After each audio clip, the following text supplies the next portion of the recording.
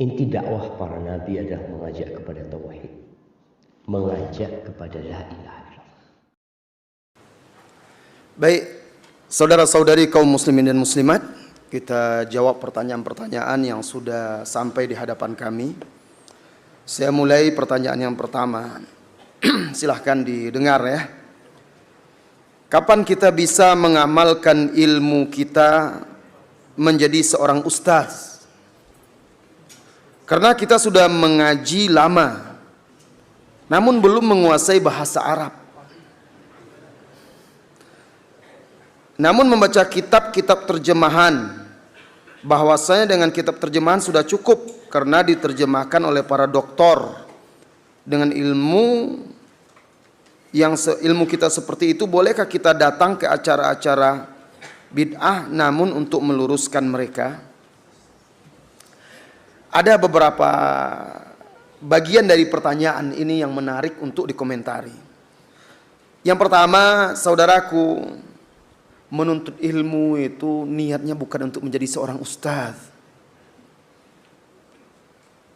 Menuntut ilmu itu adalah niatnya ikhlas karena Allah, mengangkat kebodohan dari diri kita agar kita bisa beribadah kepada Allah ala basirah, di atas ilmu. Itu tujuannya. Terserah Anda mau jadi pedagang, mau jadi ustaz, mau jadi pengusaha, tetapi Anda wajib menuntut ilmu.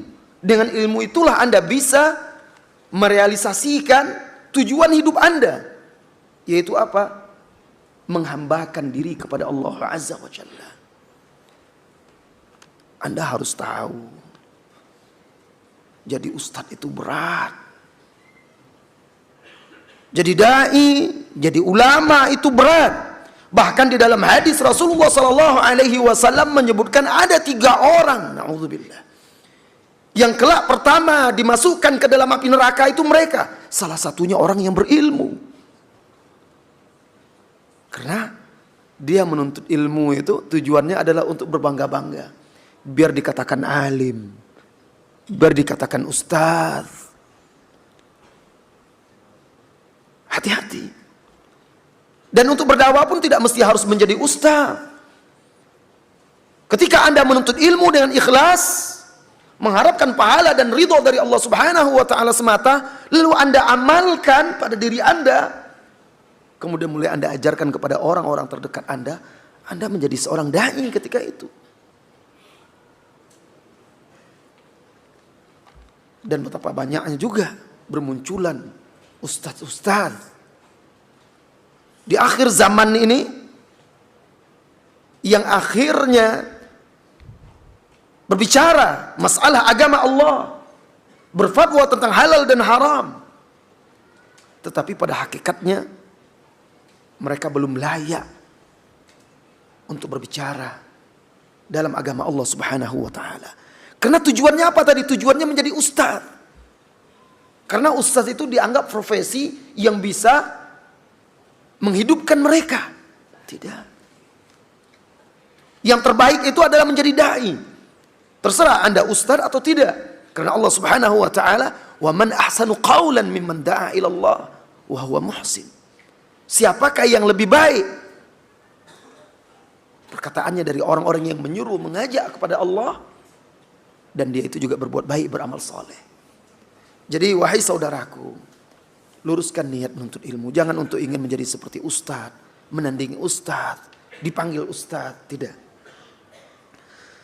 Kemudian karena kita sudah mengaji lama namun belum menguasai bahasa Arab. Ya, karena Anda kan tidak belajar bahasa Arab, cuma duduk mengaji begini aja. Itu pun cuma duduk mendengar saja. Alhamdulillah masih bisa mendengar dan hadir. Ya. Mencatat pun tidak. Tapi itu sudah alhamdulillah. Setiap orang itu Allah bukakan pintu-pintu kebaikan yang berbeda satu dengan yang lainnya untuk dia. Ada orang Allah bukakan bagi dia kebaikan sebagai seorang guru, ustaz, dai yang mengajarkan agama. Ada Allah bukakan pintu kebaikan bagi dia berinfak dan bersedekah, atau memfasilitasi dakwah dengan kemampuan harta dia, dengan kemampuan jabatan dia, dan apa saja yang dia bisa.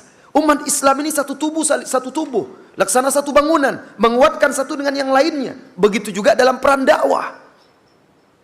Anda lihat diri Anda dan berikan yang terbaik dari Anda untuk agama ini. Tidak mesti harus menguasai bahasa Arab. Karena kenyataannya banyak orang berusaha belajar bahasa Arab setelah umur sudah mulai tua, sibuk dengan pekerjaan di dunianya. Sebulan, 2 bulan, dah juga bisa-bisa, akhirnya kecewa. Ustadz Maududi paling malas dia itu, ngajar-ngajar bahasa Arab seperti itu. Paling malas kata dia, ngajar bahasa kursus bahasa Arab, rupanya enggak juga bisa-bisa. Sekarang manfaatkan saja apa yang Anda bisa. Anda belajar agama, duduk di majelis ilmu, fahami akidah itu, bertanya kepada guru Anda, ajarkan kepada anak Anda, berdakwah sesuai dengan kemampuan Anda. Nah, sesuai dengan kemampuan dan bidang kita. Itu insya Allah sudah bermanfaat.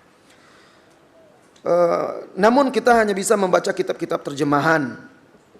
Bahwasan yang kitab terjemahan sudah cukup karena diterjemahkan oleh para doktor dengan ilmu.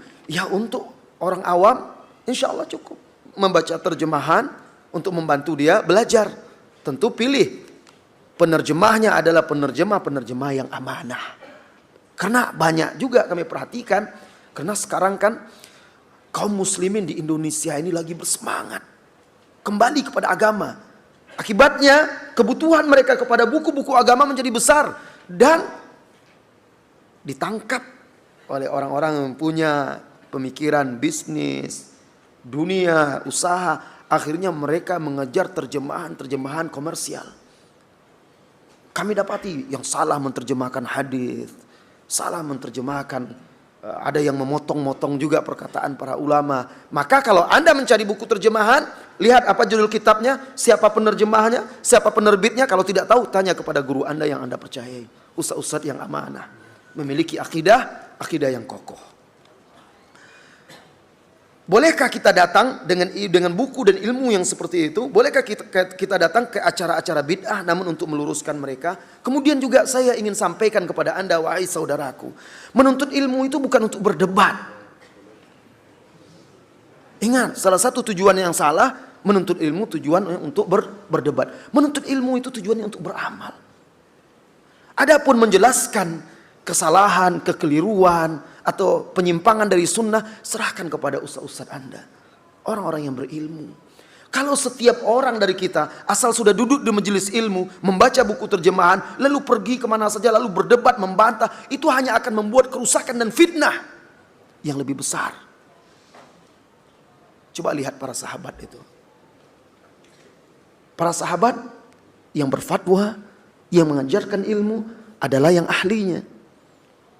Sahabat-sahabat yang tahu posisi diri dia, mereka tidak mau sembarangan. Lihat Abu Musa al-Asy'ari radhiyallahu anhu. Ketika dia melihat ada sekelompok orang berkumpul di masjid di Kufah itu, berzikir secara bersama-sama, dipimpin dengan menghitung zikir mereka dengan batu-batuan. Dia tahu itu tidak pernah dia lihat di zaman Nabi SAW. Coba, apakah dia langsung datang dan ingkari? Tidak, dia tunggu di situ. Siapa ulamanya di situ? Sahabat Abdullah ibnu Mas'ud, dia tunggu dulu sampai Ibnu Mas'ud keluar dari rumahnya, hendak ke masjid, baru dia sampaikan. Dan siapa yang mengingkari? Sahabat Abdullah ibnu Mas'ud. Jadi bukan semua orang. Perhatikan itu. Antum dengar sahabat Khalid ibn Walid radhiyallahu anhu, sang pedang Allah, yang jihadnya sangat luar biasa, tidak pernah terkalahkan dalam perang dia. Tidak ada lagi meragukan perjuangan dia dan jasa dia untuk Islam, semoga Allah meridainya. Pernah antum dengar dia berfatwa kesana kemari? Antum baca fatwa sahabat Khalid mengatakan ini itu dan segala macam? Tidak kan? Dia berjuang untuk Islam sesuai dengan bidang dia. Dia adalah panglima atau prajurit, maka dia berjuang untuk menegakkan Islam sesuai bidang dia. Sahabat lain ada yang penghafal hadis, meriwayatkan hadis, mengajarkan agama ini. Semua masing-masing berjuang sesuai dengan bidang mereka.